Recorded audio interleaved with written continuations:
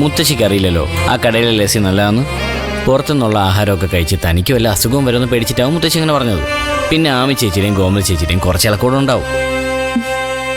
താനതൊന്നും കാര്യാക്കണ്ട. തനിക്കിപ്പോൾ എന്താ വേണ്ടേ? ആ നാരായണേട്ടൻ്റെ കടയിലെ ലസ്സിയല്ലേ? എനിക്ക് വേണ്ട. എന്താ വേണ്ടത്? ഞാൻ ആഗ്രഹം ഉപേക്ഷിച്ചു, അതന്നെ. ഓ, അപ്പൊ ഞാൻ വിചാരിച്ചാലും പിണക്കത്തിലാണ് താൻ അല്ലേ? ശരി, തൻ്റെ പിണക്കം മാറ്റാൻ എൻ്റെ കയ്യിലൊരു സൂത്രമുണ്ട്. എന്താ? നാരായണേട്ടൻ്റെ കടയിലെ താൻ മോഹിച്ച വെണ്ണയും ഫ്രൂട്ട്സും ഇട്ട ലസ്സി.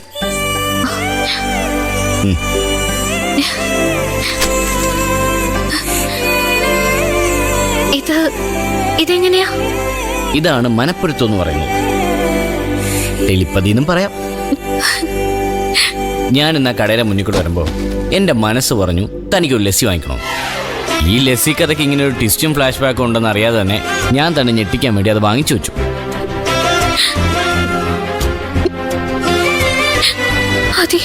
ആ, കരച്ചിലും സെന്റിമെന്റ്സ് ഒക്കെ പിന്നെ. ആദ്യം താൻ മര്യാദയ്ക്ക് ഇത് കഴിക്കും.